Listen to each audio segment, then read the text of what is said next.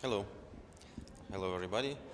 I just wanted to draw your attention to the fact that today in the any other business section of our work, our European colleagues decided to raise the issue of situation in Georgia, which is quite strange. I hope they are not meaning situation in the state of Georgia, but the situation in the Caucasus. That's likely to be this situation. But actually, the situation in the Caucasus is very stable, so we don't have any reasons to raise this issue unless we are big fans of history. We are also fans of history, so maybe we'll also find something in the books that would be interesting to discuss in the Security Council within the time frame of UN's existence, if it's okay. But coming back to the situation in Georgia, since they decided to raise it and to highlight it, I can tell you that on the 8th of August of 2008, as you know, there was a terrible provocation of Saakashvili regime in Georgia, which resulted in immense problems for this country and the emergence of two independent republics. Since then, the regime has changed, and the current leaders of Georgia have already given their own assessment to what has happened then. They recognize this reckless mistake that was made by Saakashvili. They also are very much aware of the role of foreign powers in this situation. So the only change that has happened maybe during this year or half a year is that the Western countries have blocked the Geneva international discussions, which embraced Russia, Georgia, and two independent republics. But this was not our choice. This will, of course, not contribute to the enhancement of situation.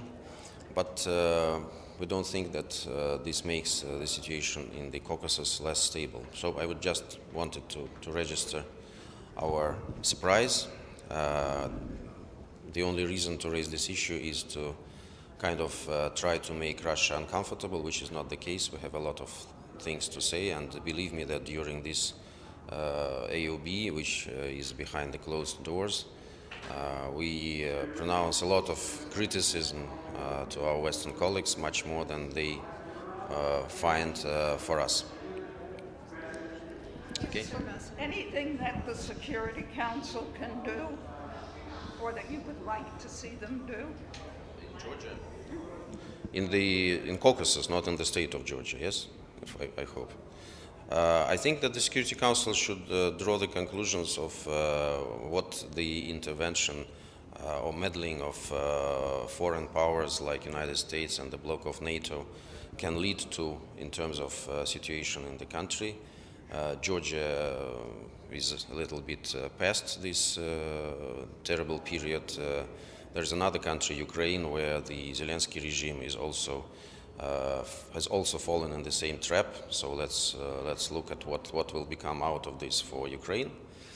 But I think that's the only similarities that I can draw between these two situations, and I think that the Security Council should be very much cognizant of these traps and of this behavior of Western countries. Almost 6 months after the military operation in Ukraine, how do you evaluate the result of this military operation so far? The results have been clearly declared, and they are being implemented with the pace that allows us to save manpower and to save the lives of civilian population. As it was repeatedly said by our president and my foreign minister, the pace could have been more quick, but that would mean more casualties. That's something that we want to avoid. So the objectives are being implemented. It's demilitarization and denazification of Ukraine, and of course ensuring peace and stability for Donbas, which faced for 8 years Ukrainian shellings and constant killing of civilian populations. Are you expecting a team from IAEA to reach Zaporizhzhia nuclear plant very soon, and what are the difficulties so far? There are no difficulties whatsoever on our side. We were from the very beginning very much favorable of such a visit. As far as I am informed, that now the technical details are being worked over with the Russian side as well as with the Ukrainian side. I know that Ukrainian side creates certain problems for this visit, as it was in the first occasion, but I think you should better address this question to the Ukrainian side and to the UN side. Russian side is very much open, and as it was said by Ambassador Nebenzia last week, that we expect this visit to take place before the end of August. The Chinese ambassador this morning told us that the visit of members of Congress to Taiwan is a kind of provocation. Do you agree with this statement? I'm not Chinese ambassador, sorry, and Taiwan is inseparable part of China, so I don't think it's polite of me to comment on this issue. Yeah. It's also the anniversary of the U.S. withdrawal from Afghanistan.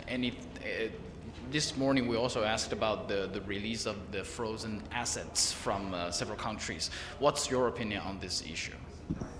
Well, we repeatedly said that the frozen assets from Afghanistan should be released for the benefit of Afghan people. As for the anniversary of United States fleeing from Afghanistan, I think we will have several opportunities this month maybe to look into this issue deeper and to evaluate what were the consequences of this for the country and for the world. Okay? No more questions? Thank you very much.